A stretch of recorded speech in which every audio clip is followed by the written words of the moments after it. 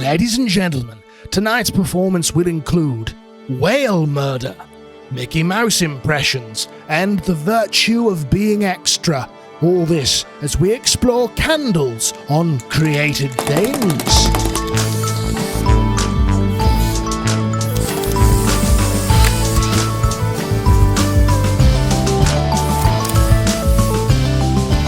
Mademoiselles and messieurs, it is with deepest pride and greatest pleasure that I welcome you to Created Things, a podcast of Catholic creatives and the only podcast where the hosts are ready to melt and burn you at pretty much any moment. I am artist and psychotherapist Jacob Flores Popchek. With me, as ever, is my friend, Catholic priest and burgeoning medievalist, Father Gabriel Torretta. How are you doing, sir? Hot. Melty, fairly man. burning, it's but I outside. think it's mostly because like in Chicago it's been 1,000 degrees. Yeah, it's kind of like, I'm not gonna say it's like the surface of the sun because I've lived in Arizona, but it's I don't know, it's kind of like living inside an oven where there's like a big pan of water at the bottom. Yeah, I'm in Florida, so I know. I mean, it's literally if the sun could somehow be wet. I think it's 98 with 98% humidity. Oh, that's so good. So what I'm hearing you say is that actually your day was brought to you by 98 degrees. Oh my gosh, yes. Yeah, that's what I'm hearing you say. Like I really like that the band's agents respected the consistency enough to also pay for the humidity to be 98 degrees. I just think that that's really... Yeah, no, I think that was caring of them. Yeah, it's really spot on. Speaking of terrible pop artists... Wait, we weren't talking about that at all. We were talking about 98 degrees. Update for those who've been waiting with bated breath for updates on our ongoing feud with singer-songwriter pop superstar Shawn Mendes. Yes, whom I know is a person. Right, he is objectively a person. I discovered. Yeah. Only now he's a crocodile because sad. I do believe, I think we mentioned this already, that the investigation was dropped. It was proven that we did not in fact rip him off. So we have been vindicated. And then I got a notification from YouTube. Yes. Just like on my phone the other day. And Shawn Mendes is making his acting debut as Lyle the Crocodile in the big budget adaptation of the classic, I think, French children's book. Wow. Talk about something that never needed to happen. So that's beautiful. Right? I'm just so many things, just layer upon layer of things that just no one asked for or needed at all. Yeah. In point of fact, that's what a beautifully unnecessary nightmare. That's wonderful. You'll be glad to know that it is a full pop musical with music and lyrics written by the creators and geniuses behind The Greatest Showman.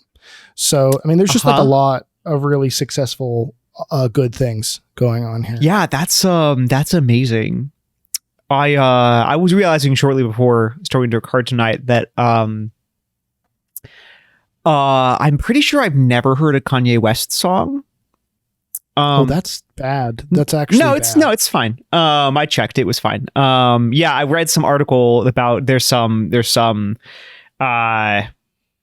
young musician who's like classic, he was a classical musician, and then like one day he was at a party and like had dropped acid, and then somebody put on a Kanye album, and then he was like, OMG, like I gotta like combine classical music and Kanye West for the rest of my life. It's sad that it took him dropping to come up with that idea. Yeah. So, well, there it is. But it was really funny because like Kanye West very famously includes a lot of orchestral scores in his stuff already. Oh, does he really?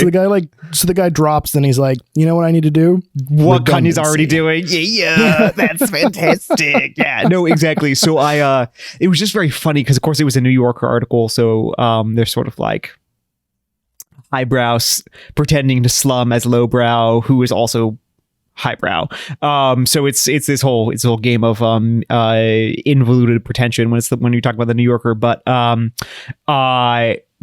of the clear presuppositions was that there would be no such thing as a human being who could read the New Yorker who had never not even proposed as like a hypothetical possibility. Like there was no possible world in which somebody could read the New Yorker and not like massively know every Kanye album and like know every song and whatever. And I realized like, I think I've always thought I knew Kanye's music, but then I was like probing that memory and I realized I think it's that I always thought that Kanye was Outkast. And so I think the fact that I knew, what is wrong with you? No, I think the fact that like I knew and really liked the song "Hey Ya," I think made me think that I knew who Kanye West was. Whom I don't actually. That would border on racist if it weren't just so dumb. No, yeah, it's just no. It's just dumb. Yeah. Mm-hmm. No. I just. Yeah. No, you have to have heard a Kanye. I'm not so sure I have. Did you see Baz Luhrmann's Great Gatsby? Why would I have? Well, because it's Great Gatsby. I don't know. You're a nerd. You like nerd shit. I do like nerd shit. See, no, I actually don't think that any of the cultural avenues by which I get things in my head would have ever like given me a Kanye. I just don't know how that would ever have happened. I would think that you would have at least heard it like going to the grocery store or something. It's always possible that like when I thought I was listening to Outkast, that I was in fact at some point listening to Kanye West. You just had them directly switched all of Outkast songs. You were like, I love Outkast, but man, that Kanye West, he's too poppy for me. He's just too poppy. It's just like he's just been working on Hey Ya ever since I was in like high school. Yeah. Outkast has some really interesting things to say about politics and religion. But man, that Kanye West, he just wears really silly hats all the time. That's exactly right. You know? Yeah. Also, it should be clear from this conversation that literally the only thing I know about Outkast 2 is the song Hey Ya. Yeah, you deserve to know a lot more about Outkast 2 because it's hilarious. Is that right? Every single separate thing you could learn about Outkast is hilarious. Is that true? Wow, that's amazing. It's like if the Pied Piper like just became like a pop hip hop star. Okay. Like the outfits are insane. Very, very very sort of Lady Gaga kind of like crazy outfit, kind of thing. Okay. And to be clear, he never married Beyonce. No. Okay. But neither did Kanye West. Wait, what? That's Jay-Z. Whatever. You don't know anything about hip hop. This is so but we need to delete this whole intro. This whole thing needs to be cut. It's great. I refuse as your friend. It's cool. For the world to know how thick the rock is that you live under. Mm-hmm. Yeah. Hey, no, it's cool. I know Handsome Boy Modding School. I know Deltron. I know the Hieroglyphics. That's all I need. They're great. These are like the really cool hip hop acts I was into when I was in high school. And I don't know any of those. They're amazing. Things, they're freaking great. But this is the thing about Father Gabriel that you all need to know. Literally, culture stopped for him after he graduated high school. No, that's not true. It continued till 2008. And then I joined the order, and I was very confused that things kept going and I didn't, and that's not my fault. Yeah, the market crashed in 2008. Yeah. You joined Occupy Wall Street, and you just never looked back. That's right. That's exactly right. Yeah, no, it's incredible. I have discovered things like TV shows I really like turns out to have more seasons than I thought. Like, for instance, Aqua Teen Hunger Force, #episode 1, actually has more than 3 seasons, which I always thought they only had 3 seasons because they had three seasons in 2008. The hubris of that is astounding, though. Like, I love I stopped, like, that's the object permanence of a baby. Yeah. That's it's like, well, no, they were done watching, so therefore it doesn't exist anymore. Well, no, they were done. Is like, the literal object permanence of a baby. It was cool. Yeah. No, they were cool. Then like on all these bands that I like, turns out to have other albums and stuff, but just like, I don't know. It's not worth it. Literally the object permanence of a baby. Yeah. It's adorable. It would be adorable if it weren't so. It is adorable. So also, sad. Oh my gosh, I have toes. Did you know that? I just found out. I don't know if everybody else has these, but like, and maybe there's some people who don't, and like, one love, but like, I have toes. I love that. That's better than the other baby thing you could have done. The thing my son does, which is just like be sitting there looking around, laughing, and just without blinking an eye, will just like vomit and then keep doing what he's doing. Just vomit and then just no recognition or acknowledgement whatsoever. Just live the dream. Yeah, I respect that. I respect that. I find that really inspiring. Yeah. Yeah. I wish I could do that. Yeah. I wish I could just vomit loosely without having to stop what I was doing or pay it any mind. Yeah, I think your counseling clients would be like super into that, actually. Yeah. God, just like no shame. I think that'd be I'm cool. going to play this like body positivity card so hard that I just like barfed all over my computer, and it's cool because sometimes bodies barf, So what you're saying is that when you were 5, your mother left you at the store and just you just kept going. Yeah, it's totally cool. Yeah, I'm not barfing because of you. I'm just barfing. It's cool. So enough about things you know nothing about, because that could fill just truly endless podcast episodes. And in fact, I think part of the point of this podcast, at least for me secretly, is to force you to go actually experience things. Because we should have an episode topic for an episode. Yeah, we should have an episode about Kanye West. In which point, I promise you, like I solemnly swear that I will absolutely under no circumstances listen to or watch anything with Kanye in it. But then we can have the whole conversation. It will just be like I will just be making it up. Mostly based on Outkast's Hey Ya, and it'll be really great. Oh my God, that would be so awful. But enough about things you don't know anything about. As I said, that could fill up several episodes. We want to talk about something today that you actually, being a priest who went completely offline in 2008, do know a lot about, which is the subject of candles. Yeah, candles. Yeah. So I live in a Mexican neighborhood right now in Chicago, which is a Mexican neighborhood. Mexican neighborhood. Which is really great. There's the neighborhood's changed a little bit in the last 5 to 10 years, but it's predominantly from just 1 or 2 regions in Mexico, and has just a really cool just the whole place has a really cool vibe, just a strong local culture that is really awesome. And one of them is that in both cool and weird ways, you can find, for instance, like there's just kind of a candle theme. Like lots of shops have just kind of candles everywhere. Some of them are like, oh sure, yeah, these like botanicas, so these sort of like weird kind of like black magic / herb stores. Right. Gotta love it. Yeah, that'll have like candles everywhere, and they might be lit or they might be whatever, and just so like you sort of like walk around the neighborhood and you just get this like real thick sense of like candles. I don't know why there's candles everywhere, but there are, and like one of my favorite movies of all time, which someday we'll get a chance to watch together, Man on Fire, is set in Mexico City for the most part, and there are these scenes where the director Tony Scott wants to like really communicate that like there's this dad who's had this like tragedy happen to him, and he's like, but he's very wealthy, lives in Mexico City, and he's like praying really intensely that this bad thing would be undone. And he's in this like wealthy like private chapel. It's just like a little prayer room in his house, and there are like 100 candles. I mean, the room would be like 200 degrees because it's this teeny little space just covered. I mean, like 3-foot tall candles, but like dozens of them everywhere, Well, that's interesting that you point that out, because that is a trope and a cliche, sort of cinematic shorthand for Catholicism. That I don't know why I would ask, but I try to give you benefit of the doubt. I don't know if you're familiar with the YouTube channel Cinema Sins, but they go through and they just like they rack up negative points for the number of sort of flaws in a movie, the dumb things that the movie does and everything.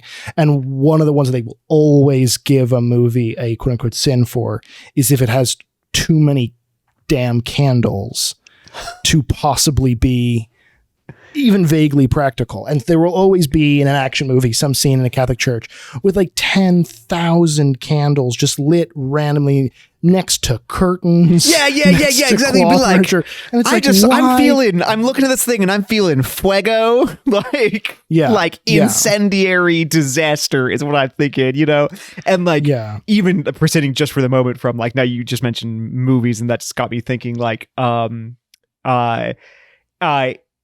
sometimes you'll see these movies with these like romantic scenes or whatever, and and I'm looking, I will like look around the room or the bathroom or whatever that's supposed to be this like romantic steamy scene or whatever, and there will be so many candles in so many different places that I'm looking, and like there'll be like these tea lights or whatever, or these little candles that like I know only burn for like an hour or less, you know. And I'm looking at this and realize like, before this guy invited this girl to his apartment for this romantic evening, he must have had 15 of his closest friends running around with tapers, lighting candles in every corner of his apartment. And frankly, 14 of them have to be lurking in the other rooms of the apartment with fire extinguishers, waiting for when everything else that is not a tea light catches flame. So you joke, but I've had that experience because a buddy of mine, whose name I will not mention, but who we both know, and as soon as I tell you the story, you're going to guess immediately who it is. Steamboat Willie? Yes. Wait, Steamboat Willie? Yeah. Is that what you just threw? Yeah, I was guessing. I was just guessing. Yeah, my good friend, classic Mickey Mouse cartoon. Yeah, Steamboat Willie. I'm just trying to guess, bro. Like, I mean, okay, cool. Like, oh, sorry, that was wrong. Like, okay, fine. So I thought it was a safe space. All right. Just such a quick draw on such a niche reference. So I have this good friend who I was groomsman in his wedding. The wedding is at like 3 p.m. on a Saturday. He asks us all to get to his house and be fully dressed at 6 a.m. that morning. Wow, that seems like a bad idea. Don't do that. Right. And we're all like, why does want us to get here so damn early? And it was because of exactly that. He wanted to decorate the apartment for the honeymoon, like the wedding night. And it was so many damn candles and rose petals that he needed us all to do it with him. Oh my god! And we literally spent hours just putting this stuff out, and he was like running around frantically like a project manager telling us, okay, that corner needs more rose petals, put 3 more tea lights over there.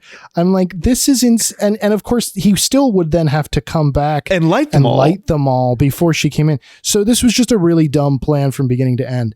But yeah, that's crazy. Your hypothetical, of course, I mean, true to form, your hypothetical joke scenario is a real experience. It's actually part of your life. Yeah, that's a beautiful thing, you know? Amazing. Steamboat. No, your friend Steamboat Willie does not have very practical ideas. Just like I'm standing in this apartment and I'm putting tea lights out and just a black and white rubber hose Mickey runs out. He's like, you gotta put 3 more tea candles in there. Oh boy, hurry up. Hot dog. She's coming back any minute. Steamboat Minnie. Yeah, this is just how life is, bro. Can the rest of the episode just be us doing bad Mickey impression? Yeah, probably. Yeah. So the thing is like, cheap movie visual cues for like, guys, something religious is happening. Being Catholic symbolism is like an obvious thing just because it has recognizable symbolism and is a material religion and all these kinds of things. Okay, fine, that's fine.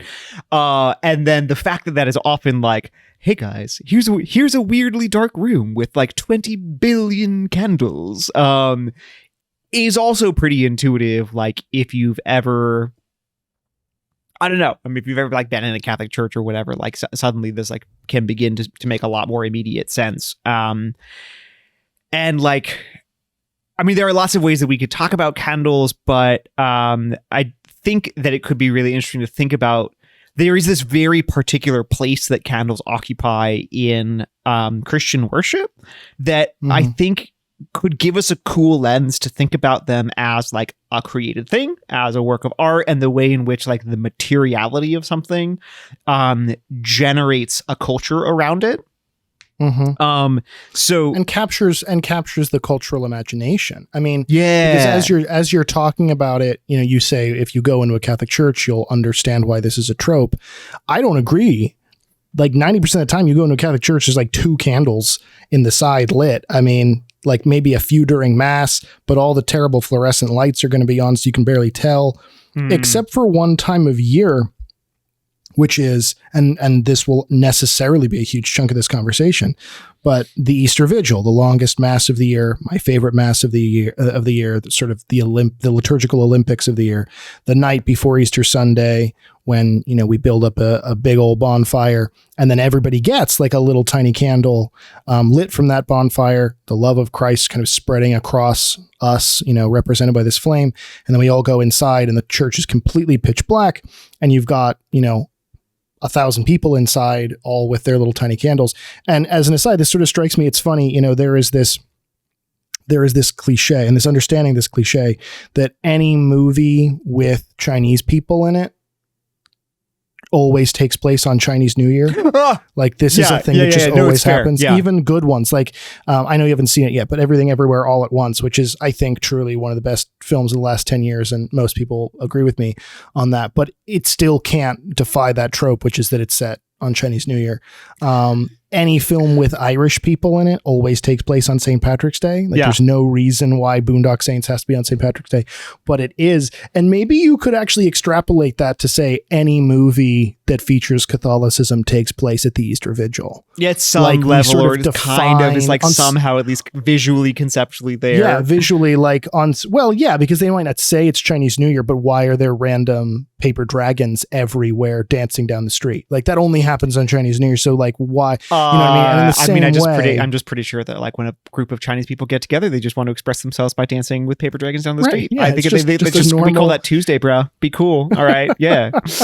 Well, and the same thing with Catholics. Just every single time we walk into a church, we just have like Vigil. We just have like $500 worth of candles spread around everybody's hand, which is cool. Churches can afford that because they have so much money. It's just how it does. Yeah, no, but I do find that interesting because, like, when you talk about inspiring a culture and capturing the cultural imagination with something, the fact that this is what everyone identifies with Catholicism, which is not kind of what I, as an actual Catholic, most immediately identify with Catholicism, but aesthetically, I think probably in part because of something like the Easter Vigil and the fact that that's kind of the most Catholic thing of the year, in the same sort of aesthetic sense that an outsider could say that Chinese New Year is the most Chinese thing of the year, or St. Patrick's Day is the most Irish thing of the year, which obviously both of those are false statements. But again, it's this outsider gaze. Yeah. You know, immediately it sort of goes, oh yeah, candles are the thing. And that's kind of, that's fascinating to me to think about that. Yeah, no, for sure. And like, so, I mean, it's just, you know, in Christianity, there is this like, I think part of it as well is just because there is such a deep and a long history and connection between Christianity and candles. Like now, obviously, like people who are making movies and like marketing and stuff for movies have literally no idea about anything that happened before like 1982. But like so like the sense of history here is not like profoundly moving most people, but there just is like such a rich and a long history, you know, that I think is kind of, even at an implicit level, kind of going into some of that thought. Although you're totally right that like even just like it's particularly thinking for a movie, any scene where you can just have like a bunch of candles and stuff, it's just visually striking. I mean, like, go figure why like similarly like every Japanese scene with the Japanese is like somehow mysteriously in the fall Obon festival where there's a bunch of you put candles in like paper lanterns and stuff, and you float them in the river, and it's incredibly visually, or these lanterns that float up into the sky, and it's incredibly visually striking. And like and like everything involving Indians is in Diwali, you know, where there's lights and stuff, because it's just striking, right? You know, you could say it's like candle exploitation, you know. But like, okay, so but why is that? Like, why? No, I'm not trying to make any kind of big like intercultural argument here, but there is something really interesting about candles and the materiality of them that determines how they're going to be used and their importance. So like, here's a sort of a proposal that I want to make, that there are, I would say, I'm just going to propose 4 major dimensions that are happening simultaneously anytime that in Christian worship specifically, although I think it's much broader if we I don't know enough about Diwali to say anything meaningful about it, but like I think it could be much more broadly imagined. But at least in Christian worship, like there's at least these four things that are all happening at the same time. Anytime we're talking about candles specifically. So one, there's a notion of sacrificial offering, because what is I'll just name them and we can unpack them as we want to go. So one is sacrificial offering. One is light, just the actual light itself that comes from the candle. One is as a store of wealth, or something that costs money, depending on which way you're looking at it. Sure. And the fourth is the creation of sacred space. Okay. So I propose that all sacrifice, light, store of wealth, and sacred space. Sacred space. Okay. Yeah. So I think all four of these are at play all the time. Anytime that you're talking about candles, particularly, especially in Christian worship, but probably more broadly as well. And that we actually can't understand them unless we understand the way in which all four of those threads are interweaving all the time. Okay. All right. And you're extrapolating this to any candle. So you mean you would go as, and maybe you wouldn't, but I'm going to force it anyway. You're going to extrapolate this to not only church candles, but also like little gas station, like bodega prayer candles, birthday candles, scented Yankee candles. You're going to say that these things are unconsciously components somehow to some degree in every candle. This is what they all have in common in sort of the Venn diagram. Well, let's say certainly in Christian worship, and then like let's take that, like I'd say, let's work through that idea and see where that applies in Christian worship. And then we may be able to see overlaps in other things, Cool. But I'm going to already be putting on the lenses to see how I can forcibly apply this. Hell to birthday yeah. candles Hell yeah. That's and cool. terrible Yankee candles. Yeah. Legit. Okay. So first, light. Okay, let's just talk about light. All right, like just light itself. Again, I mean, you mentioned that like if you walk into any church, especially in America right now, you like what you will find will be like insanely awful, like bright blue fluorescent lights that were, especially when the government paid everybody to switch over to LED lights, and everybody invested in these like horrifyingly like operating theater blue lights. So the churches would be very bright, and like everyone in them would look dead, which is great. I love it. Which is so sad, especially because I don't know if you've seen these. Have you seen these LEDs that move like fire? They're like fire LEDs, and you can put them in any light bulb, but they actually have like a flickering inside of them. And I have seen these. If you put them behind, like, if I were a priest and I was assigned to a parish, literally the first thing I would do is replace every bulb in the church with that. That's with amazing. Warm firelight again, because it's all behind those stupid lanterns. You can't ever see the bulbs, so no one would know that you hadn't just lit up this whole thing like a medieval palace. It'd be incredible. That'd be so pimp. It's the height of laziness that we've settled for these fluorescent lights. Which are all a nightmare. Alternatives. But anyway, go ahead. So, obviously like that's our current experience, but like anytime before the late 19th or the 20th century, especially or the 20th century, we're talking, I mean, how do you get lights? You get lights from like oil lamps or candles, I mean, that's fundamental, or gas, I guess, by the 19th century, windows, and then like means of artificial fire. So like gas lamps, oil lamps, candles. Okay. So there's that. So there's just this very practical thing. Like you have a space, you need light in it. Architecture that allows you to have big windows that during the daytime will make additional sources of illumination, like artificial sources of illumination, mostly unnecessary. Those things come about technologically and architecturally, like over the course of the 12th century.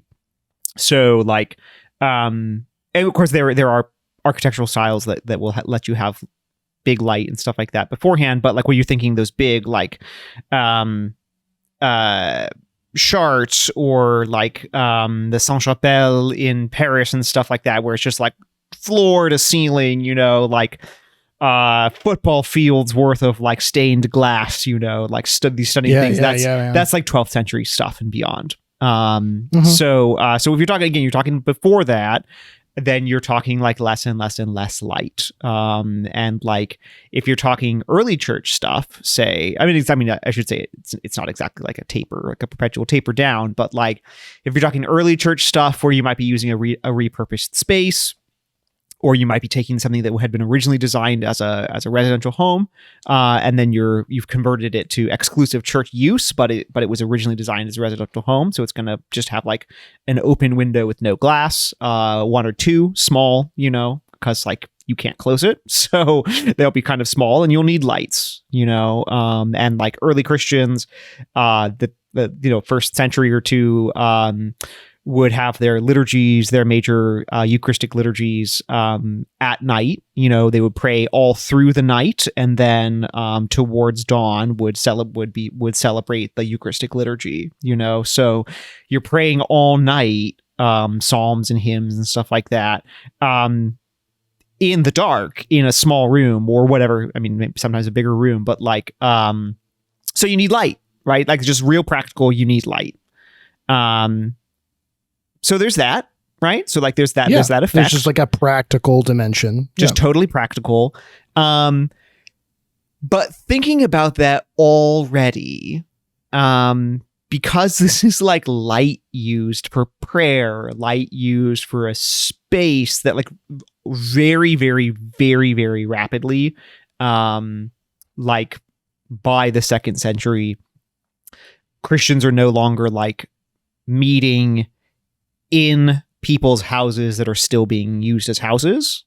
This is a kind of like American Protestant myth about the early church, is that like we're living in our houses, and we're just like, house church means like that we're just having our friends over, and we're just praying, and we're just thanking the Lord, and then we all go back home, and like that's that. Like that happens for about 70 years or less, probably less. And then because Christians very early want to dedicate. They want to have things that are wholly given to God, like totally given to God. So they want, like sort of set apart. Yeah, exactly. So you'll start to have like so already by the 2nd century, you have these things that they began as residential houses, but then they are set apart wholly. Nobody lives in them anymore. They are only used for religious purposes. And now any light that you have in it is itself wholly set apart. It's a part of the way in which you come together at night, and you pray and you worship, and you're singing psalms and hymns to Christ as to a God, as one of the early non-Christian interlocutors speaks of Christians. And so now suddenly this reality of light itself is not just like a candle or a lamp like you use in your house. Suddenly it too is something that is marking off, that's wholly given, that's marked off as like something that you do just so that you can get together in this space that's wholly given to God, to give yourself wholly to God. So like those way in which the light itself creates a sacred space. Like it is a part of the making sacred of this space. Oh, sure. Okay. Right? So you're already establishing how one of these principles kind of immediately gives way to the other. Yeah. Okay. Light is hugely important, even beyond the practicalities of light. It becomes a critically important part of Christian like liturgical worship. So, for instance, this is jumping forward a little bit in time to like the 6th century. This is a time like where in the around like Constantinople and stuff in what's now Turkey, the church was quite wealthy, but there is this for instance, there was this big hoard of silver that was dug up from the ground in the 60s, like the 1960s, that represents like the silver furnishings of a single monastery church. And Dang. yeah. It was so cool. Like, this is because we know that silver was a really big part of like church life in this time period, but mostly, of course, like people stole it or like melted it down and turned it into money, because go figure, it's silver. Money or bullets for hunting werewolves. Anything, for hunting werewolves, like sometimes like this stuff gets crazy. 6th century, there's werewolves everywhere, just be cool. If there's one thing I know about the 6th century, it's the werewolf thing. Everywhere. Yeah, Twilight actually was a 6th century novel. I didn't know if you know this, but it's actually set in the 6th century. Every single episode, we find a way to reference Twilight. It's important. It's an important work. It's like a fundamental character. This is your terminology. You always say, yeah, it's kind of a fundamental. Turns out it's kind of a fundamental characteristic of, and I would say that turns out Twilight is a fundamental characteristic of this podcast. Yeah, that's a fact. That's exactly right. Yeah, no, for sure. I think that's really true. Actually, that's actually, a fundamental characteristic of this podcast. Yes. 100%. Yeah, that's right. Yeah, it is. So you can't do an impression of my doing an impression of you, man. That's too meta, man. Yeah, I can. No, leave me alone. It's fine. All right. So they dig up this. So in the 60s, they dig up this big cache of silver from the single monastery. And it was a wealthy monastery, but still, it's just one church, and they find in it more than 24 like candle holders, just candle holders, each of which is set to hold 12 to 16 lamps. So that's one monastery church has something like 300 lights at any given moment. Dang, son. So adding some credibility to our trope of the 1,000 candles by the curtains. Yeah. And this is not like, exactly. And like, would these all have been lit every liturgy every day? I mean, like, who knows? Maybe not, probably not. But that's like when it was all decked out, they would have had something like 300 just basic candles, like your basic vanilla kind of like candle situation. So it's just a really big deal, it turns out. But then, so that's my point here is I'm saying, like, so there's this about light, which is very practical, but then it also becomes something that is, you see, that's way more than is necessary. So now we see that this is something that's really intimately involved in the creation of the space as sacred. Well, and I think if I can jump in there, by all means. This is something that you've jokingly referred to before.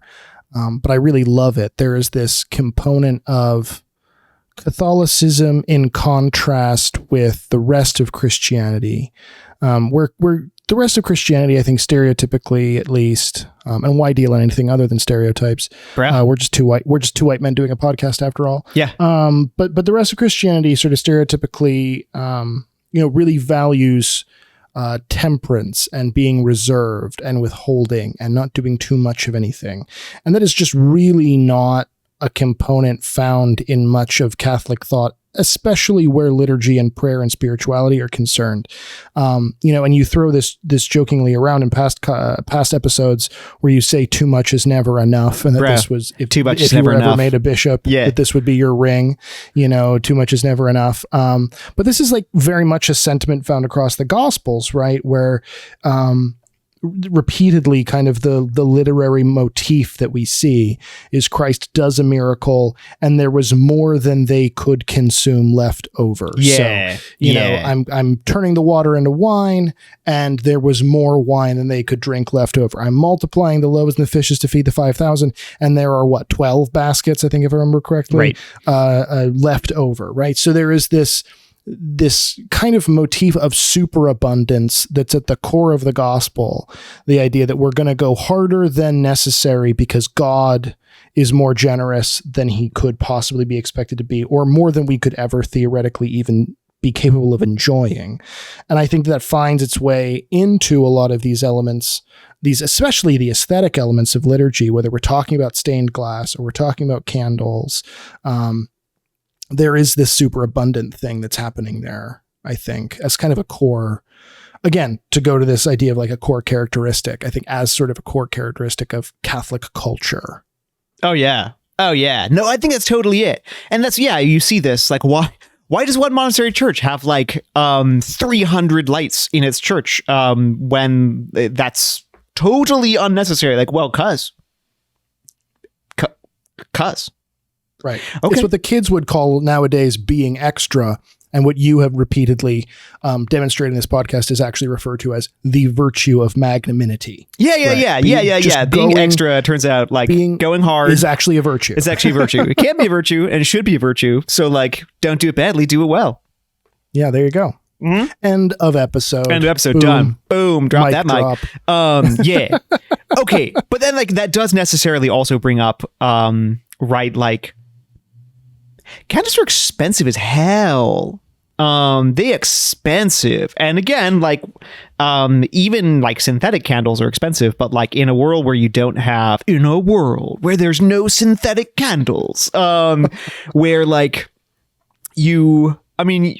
if you're poor, you might have like tallow candles. So like, rendered animal fats, which are just produce a smokier light, and they're kind of a little bit grosser, but they're fine, but like what they always want is like beeswax candles, and like just the mechanics of how bees make wax is totally insane. The fact that this is like a part of human experience forever is like using beeswax is just wild, because like, this every moment a bee is essentially deciding whether it's turning this into this hard won pollen or whatever into a store of food, so honey, or like a store of housing, so like wax, and it's a zero sum, like you sacrifice one to get the other, and this is it. And like somehow,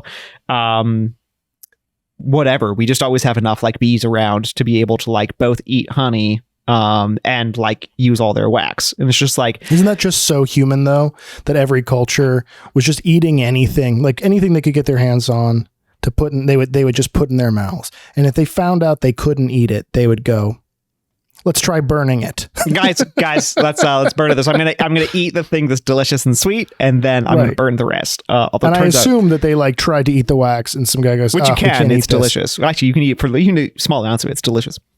It's not. There's no way that the second part of that is true. It's I true, know though. You can eat it, but there's no way that it's actually delicious. In what possible context have you enjoyed wax? It's, well, if you buy little things of honeycomb at like the county fair when you're like a 10-year-old in Spokane, and you eat it. It's delicious. We can do the whole thing.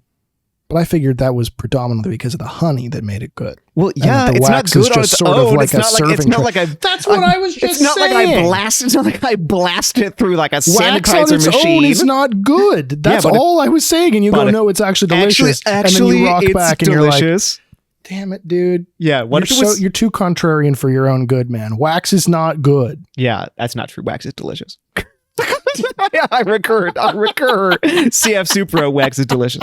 So, okay, right. So it's just expensive, right? The point is, it's just really expensive. So anytime that you're looking at like a candle, you're looking at something that costs money. So you can think of it as a store of wealth. Like if I have a room full of them, that's that represents a store of wealth, right? Or if I have money in other forms, then I can like convert it to a different kind of wealth, which is like wax, or candles, right? So like, I can tell you, even at the present moment, like a considerable portion of like Catholic Church's operating budget is candles. Because candles are hella expensive, and like there's this is like a very Roman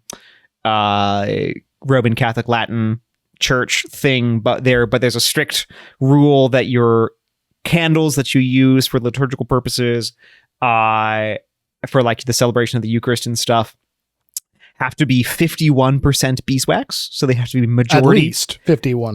Correct. Right. So they have to be majority beeswax. But of course, like beeswax is hella expensive, and so ain't nobody never under any circumstances ever gonna have 100% beeswax candle, because that thing is cray expensive, if you're doing it at like the scale of a whole church, right like I have little I have little traveling for like we say mass like on the road or whatever, like little 3-inch candles that are 100% beeswax, but like, okay, I'm not using this all the time, you know? Sure. Do you want to continue kind of elaborating upon these different, like, these different four components of candles, or is it okay if we deviate for a minute? We can wait on deviating for a minute, or we can do it now. But I actually want to talk about the beeswax thing a little bit, because I have a bunch of questions about why beeswax specifically. Let me just say that, just move to the last one, because the store of wealth is obvious. Sure, so let me just drop the last one. I didn't want to derail us too much. That's why I wanted to ask. But I do have so many questions about the beeswax thing. So so I'll just table that for now. Okay, so we've got that with wealth. That's obvious. Just that it costs money, and if you're talking about like a bunch of candle stands in one monastery that has like 300 lights in them. Now those might have been oil lamps, but even so, like that's representative. This just costs a lot of money. So there's a lot of donation involved here. And then this also gets to like the last of the four that I think you can see are so completely intertwined, which is this idea of offering, like sacrificial offering. So like this is tying really deeply into the Old Testament sacrifices about like you call whole, like what the word Holocaust, right? Like a whole burnt offering, that you take some good thing that belongs to you and you offer it you have the priest offer it on the altar of the Lord. And you don't hold anything back. You don't give anything to anybody else. The entire thing is burned on the altar of the Lord. Now that's in like candles in the post-temple Christian dispensation, like are an image of that. So they're just sort of drawing on some of the sacrificial reality of that.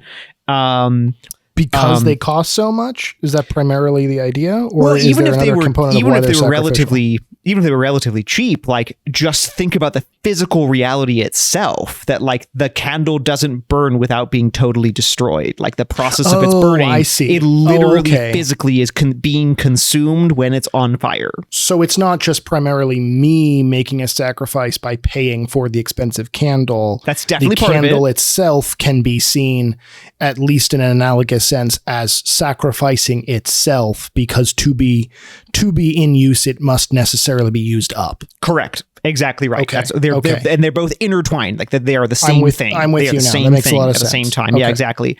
And then you think about like, and then there's all this about like, the way in which, so like all through the Old Testament, like the prophets are saying, you know, like I desire mercy, not sacrifice, like a pure, like that a pure heart is what pleases God, and all of this. And so then we think we want to receive this very richly in Christian worship, and that like the burning candle becomes an image of the ardor of the heart for God, that it too is burning and being consumed with the love of God.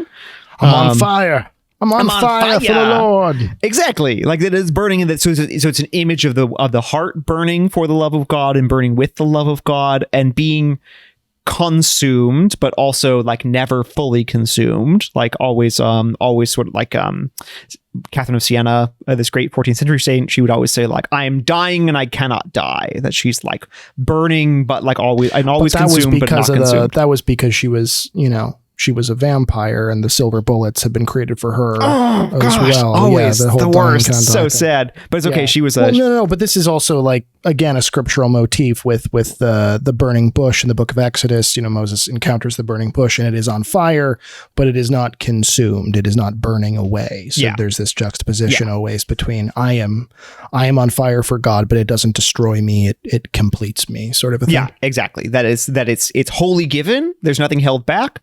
But like the candle that burns and is destroyed is an image of the living presence of the Holy Spirit in the heart that burns without destroying. Right. That transforms me as radically as wax is transformed by being melted in a candle, but does not destroy, but gives new shape and gives new life. That's where we differ from candles.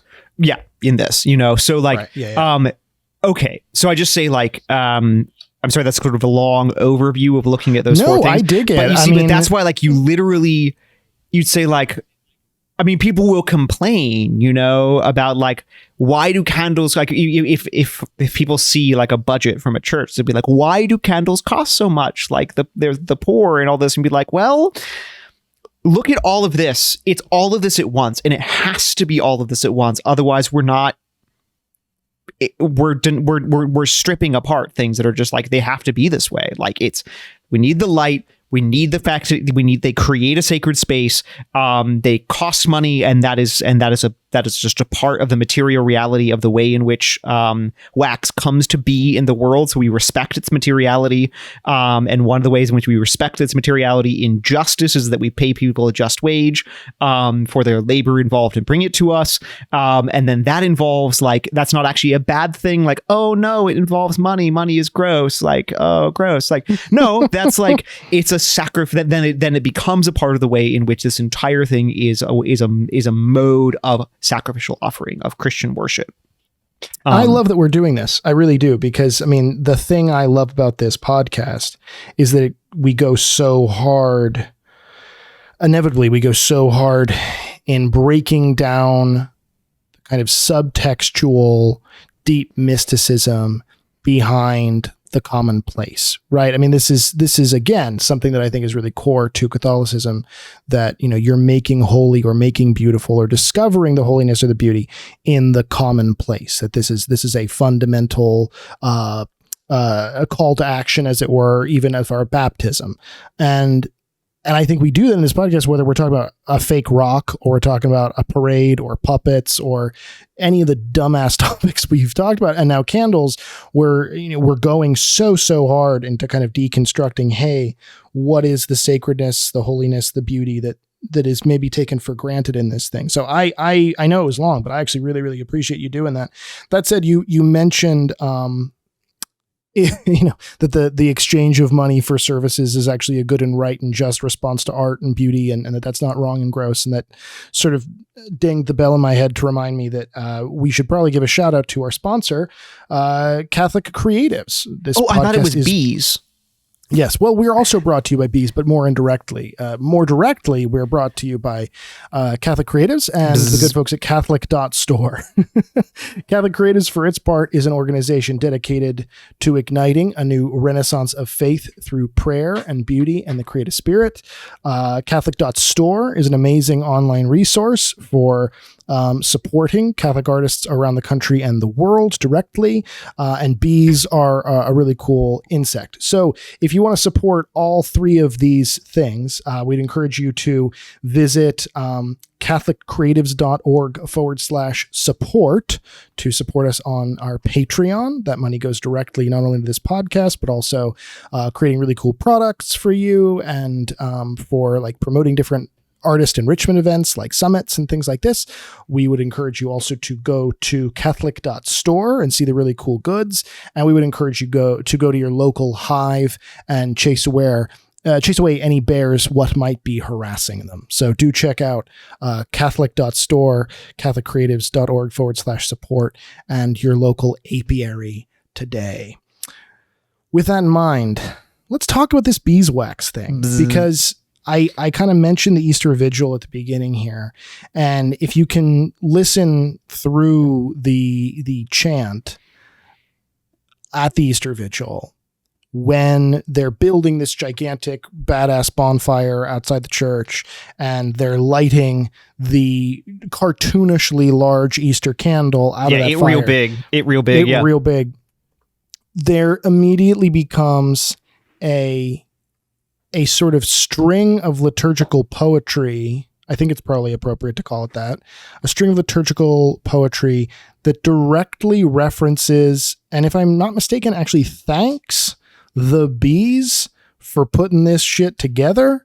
And that's just like this really hilarious thing that sort of stands out as an anomaly amidst literally reading almost the entire Bible, or at least the highlights of the entire Bible from beginning to end during this service. And also, you know, hardcore flipping the bird off at Satan. That's like a big part of this service. That's a big part of it. And talking about, you know, death is Jesus's bitch now. And also, hey, quick shout out to the bees. Thanks for everything. Thanks for everything. I'm gonna give you that because it's the best. It is the best. It's the bee's knees, you could almost say. This is the B part of the B song. On this your night of grace, O Holy Father, accept this candle a solemn offering, the work of bees and of your servants' hands, an evening sacrifice of praise, this gift from your most holy church. But now we know the praises of this pillar, which glowing fire ignites for God's honor, a fire into many flames divided, yet never dimmed by sharing of its light. For it is fed by melting wax, drawn out by mother bees to build a torch so precious. That's how it goes. First of all, very pretty. Second of all, Kyle, I would like you to Kyle is our extremely self-donative and talented producer and engineer. Kyle, I would like you to set the stage for our listeners with that by adding maybe some fire crackling beneath it, maybe some crickets chirping, a little bit of reverb on Father Gabriel there. Let's really create a soundscape, an Easter Vigil soundscape for our listeners. I think singer-songwriter Shawn Mendes has some pieces where he has fire crackles. Maybe we could just take them from one of those. Yeah, I can't imagine anything bad happening with that. I think he would really like that. Ethically. I think he would really like that, actually. We just take the soundtrack from Lyle Crocodile and just play it at the Easter Vigil. It's like, okay, guys, this might not seem related, but I promise you there's a connection. It's importantly tenuous. Well, speaking of importantly tenuous connections, I mean, again, the shout out to Mother Bees is really inexplicable. Mother Bees. It's so charming. Good, bro. I'm not going to say it's not charming, but even for me, a person who unironically defends the mysticism of fake rocks for 90 minutes in an episode recently, that's even a stretch for me in terms of just cuteness and camp. So I kind of need to I need you to help me understand this better. I love it. It's worth pointing out that beautiful poem, chant at the beginning of the Easter Vigil, it is very old. It's really fun when I'm reading these early medieval sources and from the 8th and the 9th century, and which is surprising to me because I honestly wouldn't have thought we scientifically would have known that about the queen bee thing until much later. I don't know how you exactly know about queen bees, but it's yeah, but they didn't exactly mother bees making the that part of it. How do they even know that? I would need to look up. I would need to look in the Latin to see if the Latin says mother bee or what it says exactly there. I haven't actually. It's very. I've never been in a situation where it would make sense to sing this in Latin, so I never have. So I don't know it, but but no, I was in fact just reading, as one do, a discussion, early 8th century discussion of how bees work, it literally had nothing to do with this podcast. I was just living the dream, and and they did not totally understand. At least this author did not totally get how bees worked, and did not exactly understand the queen bee situation. So I don't know when that became broadly understood, but in any case, but what's just interesting point about this as a contemporary an aspect of contemporary Christian worship is that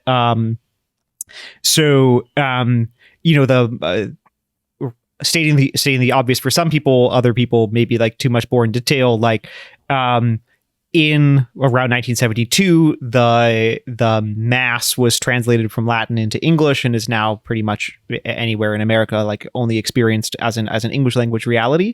That first translation of it that was done and adopted and prayed with for some 40 years or so was it did not prioritize a close linguistic adherence to the source text. So it was it was more of a paraphrase than a translation, strictly speaking. It was very loose and took a lot of liberties, things that the translators thought were kind of culturally hard to understand or belong to a different era or might be kind of quote too medievally or whatever. They would tend to just translate out, omit entirely. Okay. So,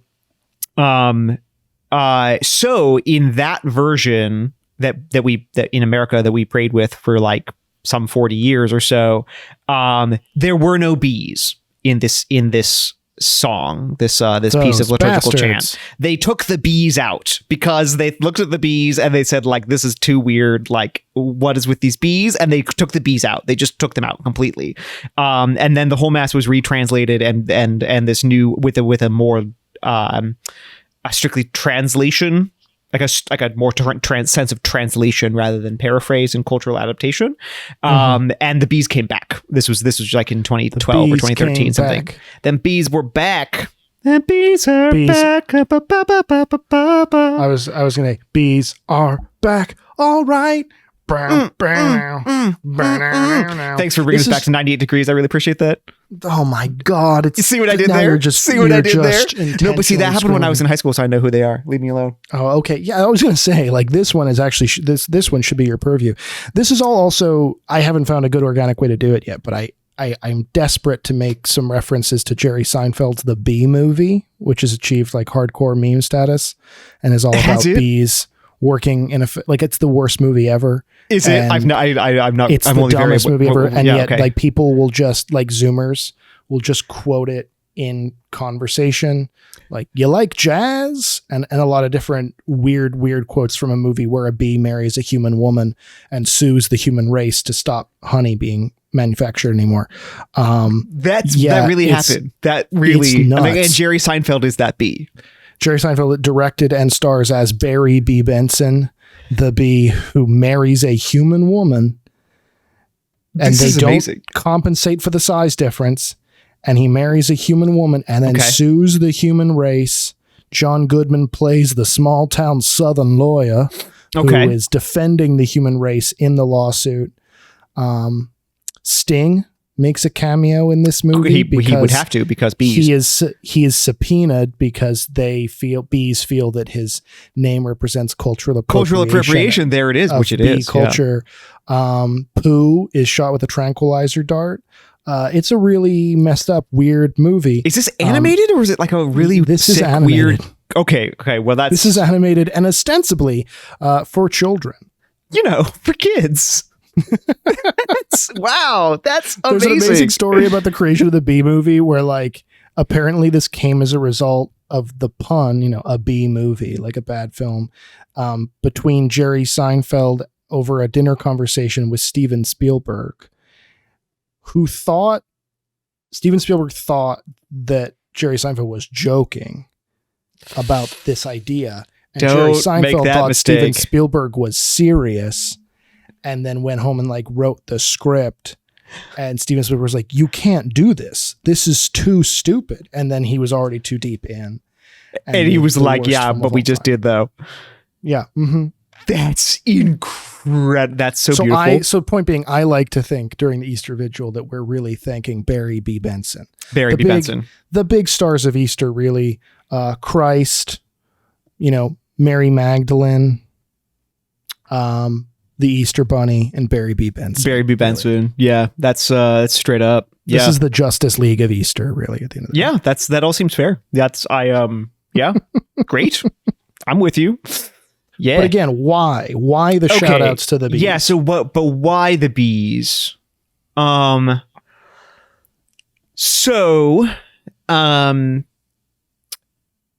Various reasons.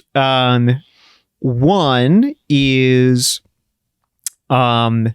this very deep, very rich appreciation of the materiality of wax, which I think is really cool, and I really respect this about like Christian worship done real deep and real crazy.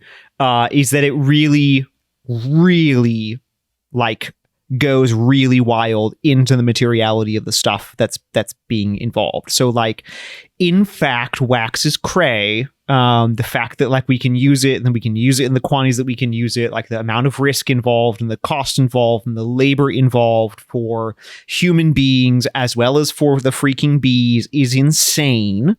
And so one thing, you sort of like physically highlight the fact that like there is something really different about this material substance that like calls our attention to its physicality in a way that other things don't. And in fact, it seems to call for a kind of respect in a way that's really interesting. One reason to think why there's something particularly special about this is thinking what a full sensory experience beeswax is. So if you have a candle, imagine like an Easter vigil candle that might be, say, 4 feet tall. Yeah, the battering ram of candles. It is the battering ram of candles. If you are, say, like 5'5" and like 140 pounds, hypothetically speaking, and like you got to carry / had to carry like a 4-inch diameter or 3-inch diameter, 4-foot long candle that may actually weigh like somewhere between a half and a third of your body weight for like 20 minutes. It could actually be kind of a dramatically physical experience. Yeah, man, I didn't even consider that. Holy crap. Yeah, that's it's like amazing. The biggest workout of the year in addition. It's incredible. Also, you have to like, there are points when you're doing it, you have to lift the whole thing up like over your head 3 times. It's really great actually, but it's just really intense. And so imagine that, and especially in days when it would be really a 100% beeswax or like almost entirely beeswax. Beeswax is so redolent. You know, it has such a powerful and grippingly beautiful odor. It fills a space in like lickety split. That's like, true. It just fills the space, and even if it's not burning, but then if it's burning, it fills the space even more. So there is a whole sensory thing going on with beeswax, that it like, you're smelling it, you're seeing its light, you're looking at the whole thing, like it's kind of happening all around you. And then, for instance, like with this, at this moment in the Easter Vigil, when there's also like music happening at the same time, like it is really hitting, and then you're holding a candle yourself, like it is actually really hitting all of the senses, except for maybe taste, unless you're like licking your candle, which PS don't do because they're hot, or at least one end of it is. I mean, you might lick your candle because wax is delicious, as established. Wax is delicious, apparently. As established, yeah. Wax is delicious. So just saying, like, that's all. There's all that. So there's something about a substance like that is so difficult and expensive to bring into this large of a quantity, that is so all sensory, that like, if we don't just take it for granted, it does actually grab your attention and like wants to be called out to. So I don't disagree with you. I just don't know that that's not a factor of all candles. And I'm just going to play devil's advocate here a little bit. I mean, I'm assuming that a lot of the sort of, this thing is like Jesus, connective analogies and allegories are coming not before the beeswax is chosen as the substance, but rather the beeswax is being chosen as the substance because it's rare and precious and smells nice. And then that sort of symbolism is being applied retroactively. I assume maybe that's a wrong assumption to make.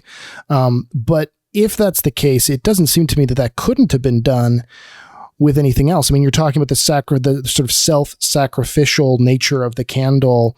I mean, if you use spermaceti which is used in candle making at one point in history, the baleen, or the fat of sperm whales, that's obviously, blood and violence and sacrifice.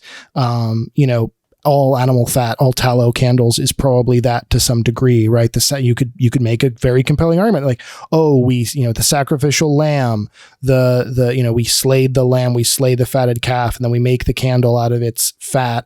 I mean, even now, and they wouldn't have had this technology back then, but even now, like a soy candle, there is the aspect of the Eucharistic prayer taken from the Jewish Shabbat, Baruch atah Adonai Eloheinu melech haolam, the sort of blessed are you, Lord God, who brings forth bread from the earth, right? We're actually like thanking the wheat. We're thanking the vine for producing the grapes. So you could, in theory, like thank the soy plant for producing the soy.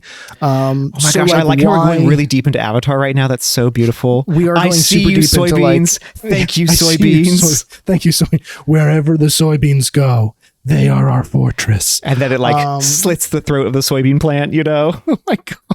No, but like you could do that with any of those things. I mean, and yes, soy smells nice. The whale and the animal fat, they smell terrible, but you could do the whole sort of like, the stench of, the suffering and the offering and all these things. So like you could very easily retroactively kind of draw symbolism from those things too. So why do bees win in that one? Yeah.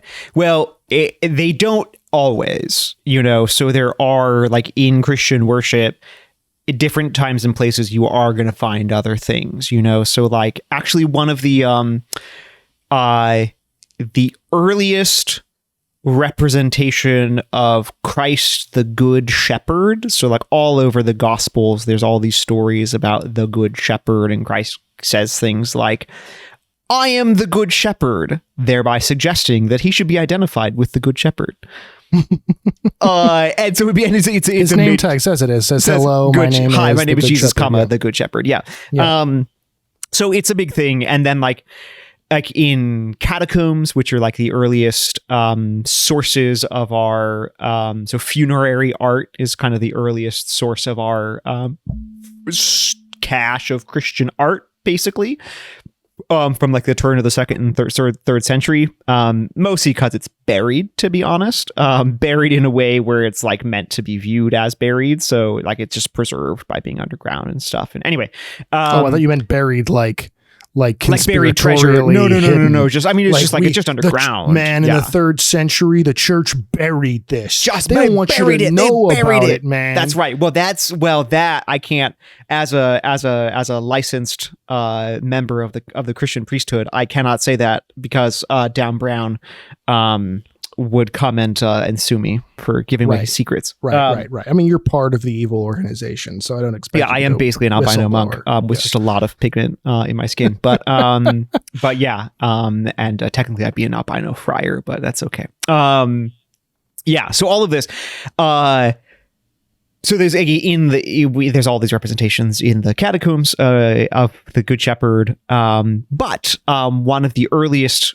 representations of maybe the earliest representation of the Good Shepherd as an artistic object that we have outside of like walls in the catacombs is a little lamp, a little oil lamp. It's really cool. It's from the turn of the 2nd and 3rd century. It's like the oldest like built physical object that's not a painting that we have, basically, like from Christianity, and you say like, there it is. It's from like, I don't know, 200 maybe. And it's small. It's a old Greek and Roman type of oil lamp. And on the it's kind of flattish. And on the surface of it is a little Good Shepherd, and then there's like a really small like Jonah and the whales, and then I think maybe Moses as well. I forget. It's like this kind of a busy image. Because of the whale oil. Because here's the focus. It's the whale oil. So and that would be used with oil, with olive oil, basically, and like and you just have a little wick in it, and you just have like, and then you just like light it. You put a wiccan inside of it? You put a, oh my gosh, the church is so into burning witches, it's the worst. That you literally put a wiccan, a 21st century wiccan inside your commemorative Jonah and the whale lamp. Exactly, and then you just burn that wiccan. It's awful. Christianity is always the worst. It really is. So and that's, those seem like they would anyway. They those things could have been used in Christian worship as well, and you would have oil lamps and stuff, and you would have you could use tallow candles and stuff like this and all. But so at different times and places, you will have various forms of artificial burning for these for worship, even for Christian worship. Some of this might not have actually been for worship. Some of it might have just been as part of like creating sacred space in non-liturgical contexts. So like a domestic object, like a small oil lamp that's decorated with Christ the Good Shepherd. When you light it, when you're at home and you light it as part of your prayer, right? And then the space is joined to the sacredness of the space of the church where you physically are not by the light of the candle. And the light of the candle, and more this case, it's an oil lamp, but maybe it doesn't matter. And that burning, like where the sight of the light and the smell of it burning and stuff like throws up a kind of like mental sacred space. It generates a sacred space out of like what might just be, your house or whatever. So this is why I have a really close friend who's Polish, and they just it's important because Poland has a very rich and materially rich Catholic culture, and for him it's just completely intuitive that any time that you're going to pray, you pull out a little candle and you light it. Like if you're in a library and you're getting together and you're doing a little Bible study with some friends, you're going to pull out a little stump of a candle and you're going to light it and you're going to pray.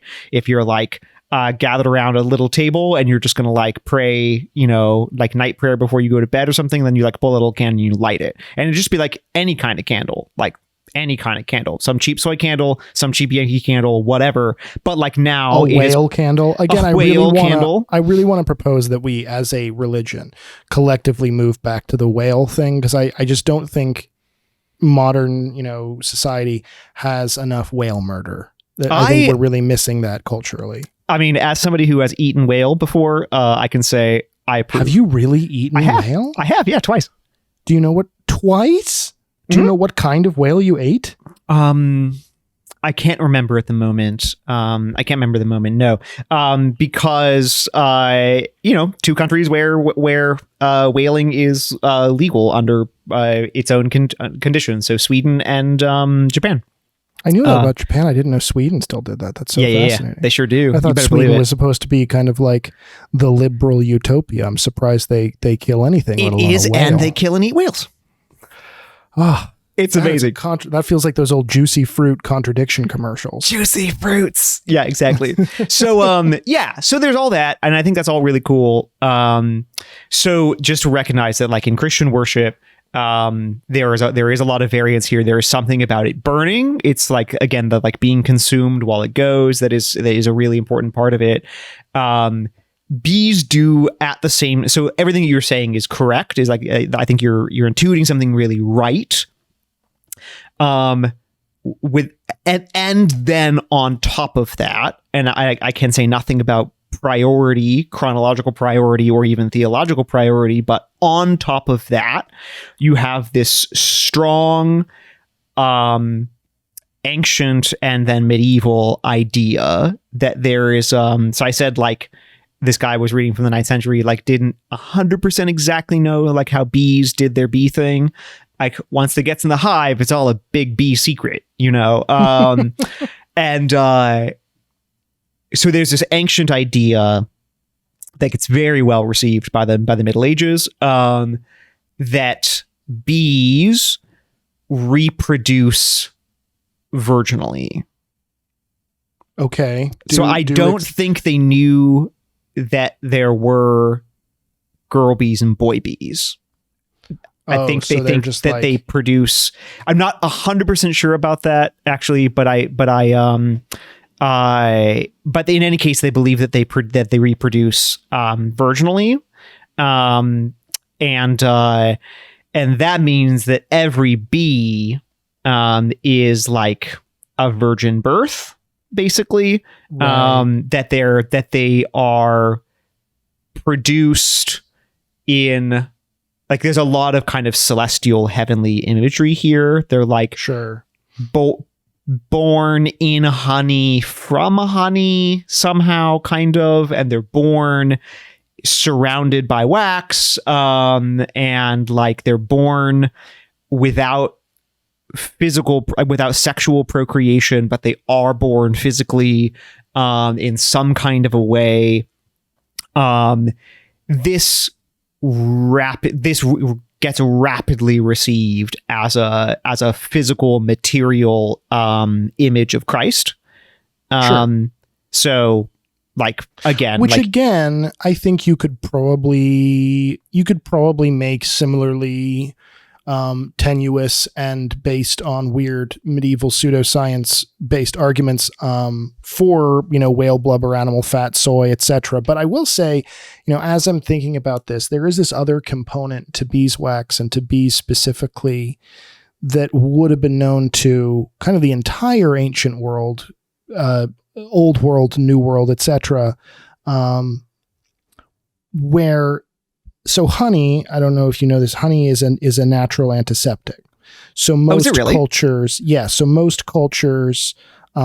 use honey not just to sweeten things, because sugar is either really expensive or just not available / discovered in your given culture. Most cultures use honey not just as a sweetener, but also as an antiseptic for wounds. It also doesn't really go bad. So, you can store it for a tremendously long period of time, using it both to sweeten things and medicinally.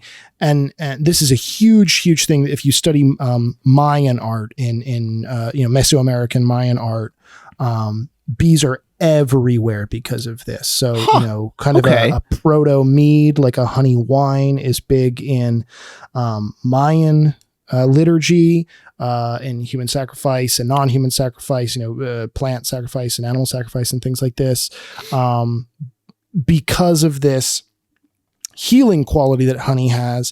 And then, of course, that's juxtaposed against the fact that to harvest that honey, you get stung, right? Oh yeah. Oh, right. Interesting. You get stung. And, I want to kind of talk more about some of this stuff in our episode on Mayan art, because I've done a fair amount of research into it. I'm kind of fascinated by it. But in all cultures where bees play a prominent role, the Greeks, the Mayans, and then ultimately and eventually the Christians, this juxtaposition of being wounded, being stung, breaking the skin and bleeding, and then on the other hand, healing and soothing with sweetness, is rampant, with bee imagery. I mean, to the degree that, early Christian missionaries saw this as a kind of precursor or a foreshadowing of Jesus, and sort of a unconscious, if you will, longing on the part of the Mayans for Christ. But Mayan priests would actually, as part of a blood sacrifice, they would take a thorn off a tree, which was, I believe, sometimes likened to the stinger of a bee. And then they would pierce the palms of their hands and the soles of their feet and the tip of their penis, actually, and bleed into a bowl that they would then set on fire. And this was seen, again, by Christian missionaries as like, oh, these dudes are definitely foreshadowing / precursing Jesus and his sacrifice. So this juxtaposition poetically to anybody who values bees and honey, of being pierced to procure the very thing that will heal that piercing, and that contradictory nuance. I think that probably is going to be the thing. And I don't know, I'm not basing this on anything, right? But I'm just going to guess that probably is the thing that gives bees and beeswax a level up over the competition, as it were, of whales, sheep fat, soy, olive oil, etc. And then on top of that, what do you use to then try to not get stung? You use smoke. You use smoke to actually put the bees to sleep. They're, these beautiful, in Mayan culture, there's beautiful kind of hand-carved volcanic stone bowls that you put, either incense in, or you put actual, beeswax in and light it on fire, right? So there's this constant juxtaposition of, like you said, they're born from honey, but they create honey, they cause the piercing, but they heal the piercing. The beeswax is used for the thing that makes the smoke, that puts them to sleep so you can get more of it. Like this constant, beautiful kind of cyclical nature of suffering and sacrifice and healing and beauty and things like this. So I suspect, again, that would be the thing that kind of gives beeswax the analogous and symbolic leg up, as it were. I don't know if you Dude, agree work of with mother that bees. theory. But Work of mother bees, man. Yeah, that is work hot. of mother bees. Work of mother bees. That is hot. No, that's hot. I love it. That's really cool. Yeah, no wonder that one aspect, although I recognize that the encounter between the peoples who were local to what's now Mexico and Christians was very fraught and had like very many dark passages as well as some beautiful ones. It is like unlike, quite frankly, not unlike that same cycle of suffering and beauty and healing that where I was just describing with the bee. But anyway, yeah, fair. You know, like this is like definitely one, like you can totally understand why one response to some aspects of Mayan religion was like, wow, it just seems like bros are kind of like, seems like you just, guys, this is so cool. I love that you're doing, pun intended, a B version of this Jesus thing, but like I'm gonna give you like the A version and you can keep your B's. Yeah, pretty much. Like there's kind of like three types of evangelization. There's, hey, in the early church, there's like, hey, these people as children of God, and they don't know they're children of God yet, but they really deserve the gospel. And there's like the mean, bad kind, which is like, these people are evil and we have to save them from being who they are by giving them the gospel.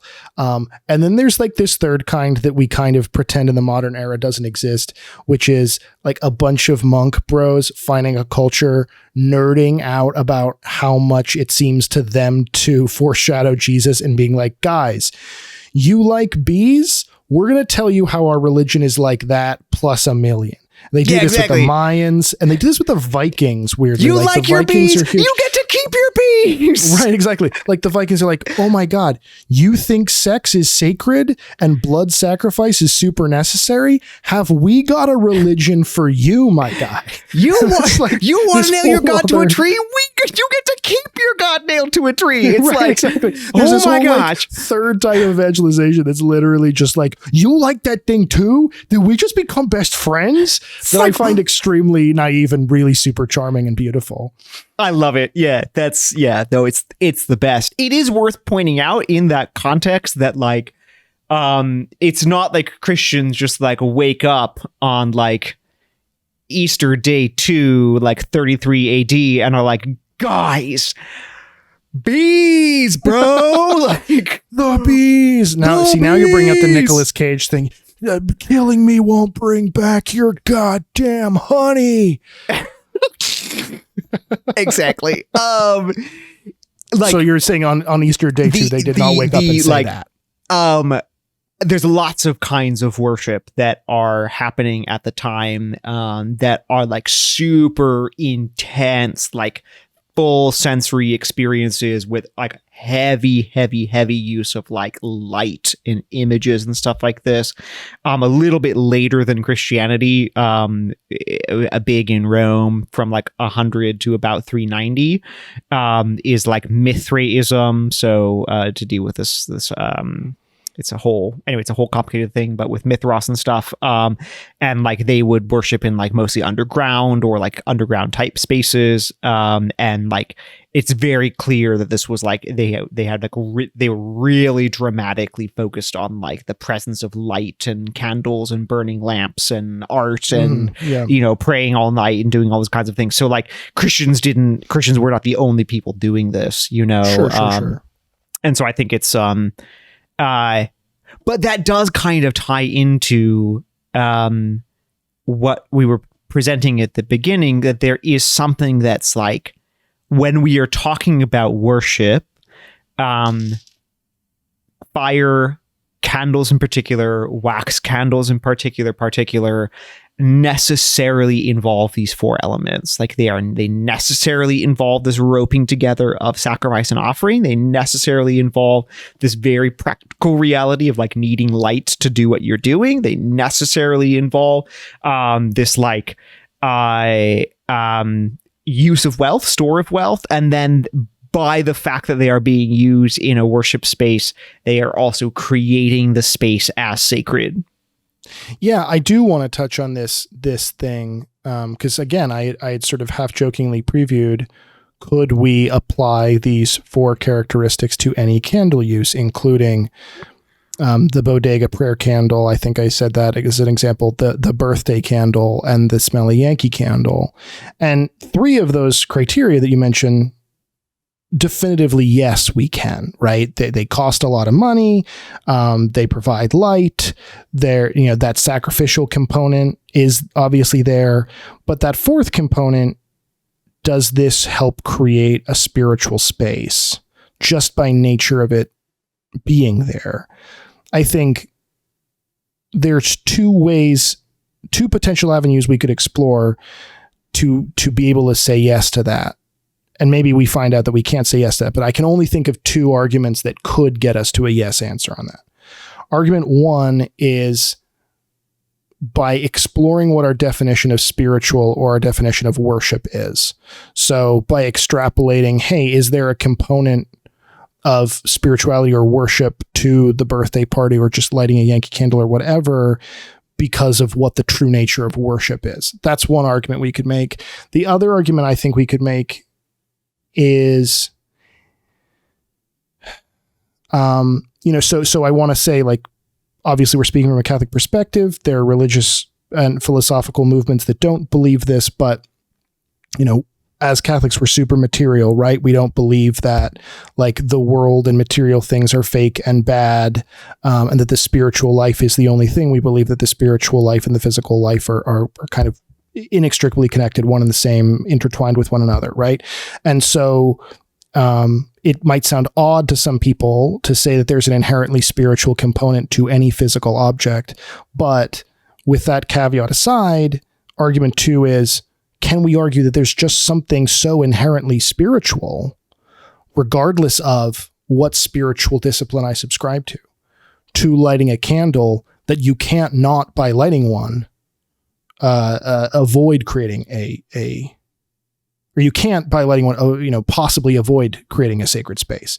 So those are sort of the 2 arguments I can conceive as potentially leading to a yes answer on that. I don't know if you think either of those arguments are even worth exploring, because maybe observably to you, they don't hold any water, but I'm curious to explore them nonetheless. Yeah. I think that once somebody has habituated himself or herself to like, the use of prayer, of candles in worship, I think it rapidly becomes nearly impossible for them not to be associated at least some vague level with like the thing that you do in worship. It doesn't, again, I'd say this is a kind of analogous similarity. So sometimes it's going to be farther away, sometimes it's going to be closer. But like, so I have like a cheap tree scented candle because I like things that smell like pine trees or whatever. And like, sometimes if I'm just working, I will light it and I'll just keep reading my 9th century books or whatever. And, I'm a priest, like I'm very used to lighting candles for sacred reasons and stuff like this. And, from my own experience of that is not the setting aside of this space as a sacred space.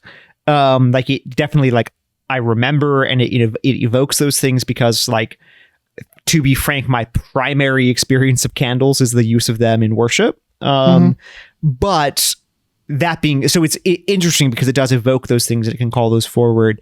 Interestingly, when I'm doing this in my own experience, like I feel like what I'm actually doing is like, if it's got a simple scent to it like that, it's kind of like the olfactory equivalent of like putting on brown noise or something, where like I'm trying to concentrate on, whatever, reading this like 9th century commentary on the Gospel of Matthew maybe. And I've been at it for 6 hours today and I'm going to be at it for like 3 or 4 more hours and I'm kind of exhausted. And so like I need something to like take the edge off of the distractibility of my person in a way that doesn't pull my attention away from the thing I'm doing. And so like putting on brown noise can help with that.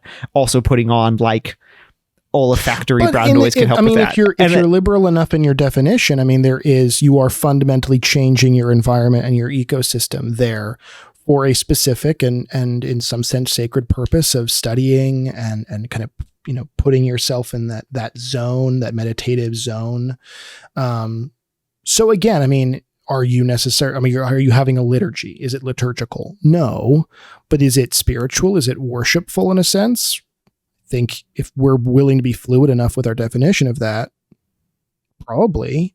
But to summarize, I mean, and to make sure I'm clear on what you're arguing, you're kind of rejecting my two potential arguments, and you're posing a third, which is basically just, hey, culturally, we're so conditioned to associate candles with worship that at this point they're sort of inseparable in the collective conscience. And if you're going, or conscious, excuse me, and if you're going to light a candle, you're going to have those associations. And insofar as you have those associations, you are going to be engaging with that candle, whatever it is, whatever kind of candle it is, with your spirit in some capacity, just because you're used to doing that. Is that essentially what you're arguing? Yeah, well, maybe. I mean, I think just the way that the human person works, like the lower is always shaped by the higher. So the thing that our primary sense of any given thing is always what controls all of the things beneath it. So like if my primary sense of using candles is like, oh, I'm at church and I light them and then I pray and then we have mass and it's beautiful and I blow them out. Then like, and I pretty much never use candles other than that. But then like, I'm going to sort of like light a candle because I want some like olfactory brown noise. Then like, I mean, it does call forth some of those associations because like everything that I do that is smaller is shaped by that more important thing that means more to me. I mean, I could say like there are other examples from outside the Christian context. Like there's at the Divinity School at the University of Chicago where I go, at the school. You don't study there. You just go. You just visit. I just go. Hey guy. And they're like, we told you have to leave. You don't belong here. And I said like, hey guy, I love these jokes we have. It's so cool. Sometimes I end up in jail because the jokes are really funny. And but like going up the stairs, there's this big image, like a photograph, black and white photograph, maybe from the 1920s or something. I'm not really sure. I realized you just said black and white, but I fully thought you said a black light photograph. Oh, it's a black light photo. Yeah, I wouldn't worry about it. It's cool. It's a little bit freaky, yeah. And just like a velvet painting. Just a velvet painting. Just don't mind me. It's just this is a very kinky kind of like Divinity School. And the best kind. The only kind, really. The only kind, really. And it's a photograph of a spiritual goods store that like primarily advertises candles and has a ton of candles in the window. And it always confused me because I thought like, what's a spiritual goods store? I mean, of course, there are like Catholic goods stores where you buy like tons of candles and stuff. But no, this is for seances. It was like, how do you buy your crap for like the seance that you and your girls are going to be running? Like, well, you go to the spiritual goods store.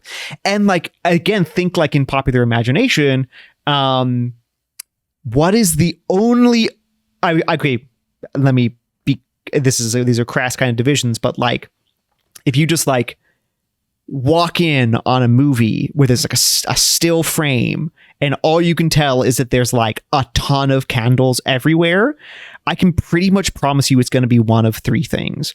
Cueing Catholicism / Christianity, whatever, cueing like sexy moments, or cueing demon worship, witchcraft, seance, the craft kind exorcism, of exorcism, summoning witches, doing demonic things. Right. And I would sort of lump that in with the Catholicism thing because it's either it's one side or the other of the spiritual world coin. Huh. Right. I mean, really, that's what it is. Sure.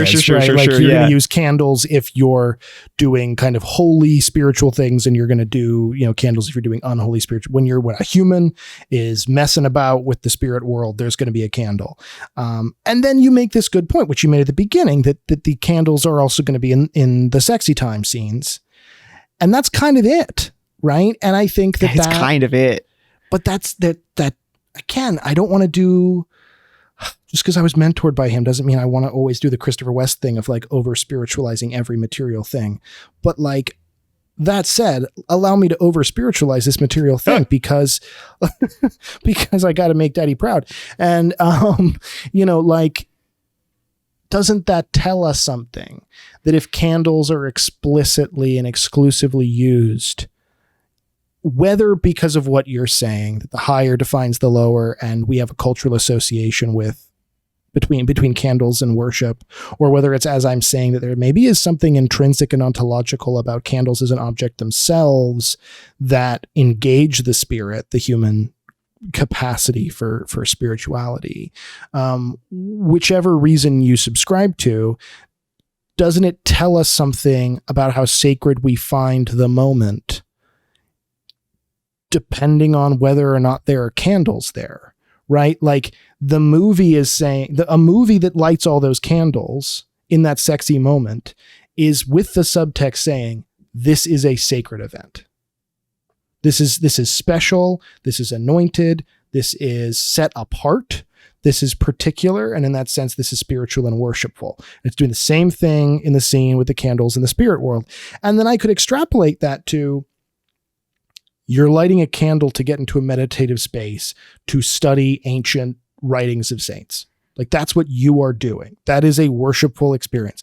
I am lighting a candle on the birthday cake, and maybe we should keep that to a minimum because it might be actually cool. I just thought of this to do a whole episode on like birthdays and birthday aesthetics and stuff like this. But I mean, if you know anything about the history of birthday cakes, it was such an incredible sort of, mid 1800s, early 1900s thing that common people started celebrating their birthdays and could afford pastry. And it was like this victory of human dignity, saying like, this kid's life matters as much as a rich kid's life does. And so we're going to celebrate this kid's life by putting all our money into a little pastry and a little wax candle that is a lot of money, but this child is worth it and matters to us.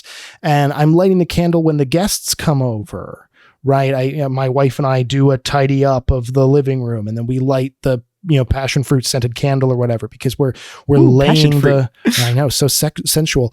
We're laying the way, we're paving the way, we're declaring ye the way for the guests coming. There's an underpinning of sacredness to all of these events, whether it's the celebration of a child's life or lovemaking or hospitality or study.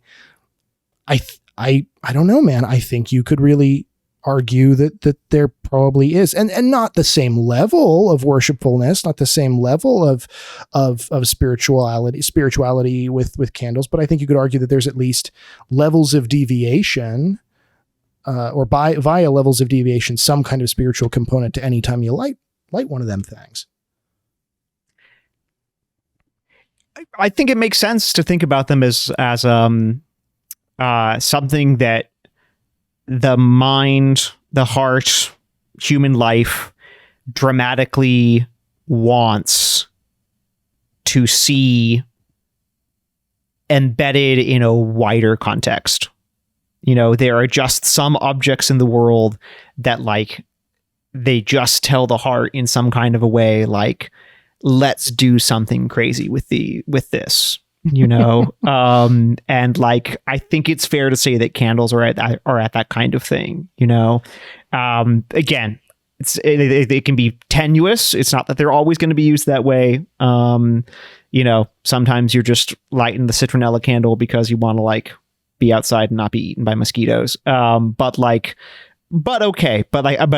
do think, that there's something about just like, because of all those things that are involved in lighting a candle, in lighting artificial fire, particularly of a kind that you watch the quantity significantly shrink as you're going along. So like a big oil pillar candle is going to hide some of that because it's not going to go down. The quality, you're not going to see it being consumed. It's cheaper, all that kind of stuff. But like something that you see that, like a candle mode of fire that you see with that, I would be totally comfortable with saying that there's something about the human heart that wants to invest that in a broader context of meaning, and like the broader context of meaning that the human heart normally wants to grab onto are spiritual. I love that. I couldn't envision a better summation of this topic. I think that was really beautifully said. Thank you for that.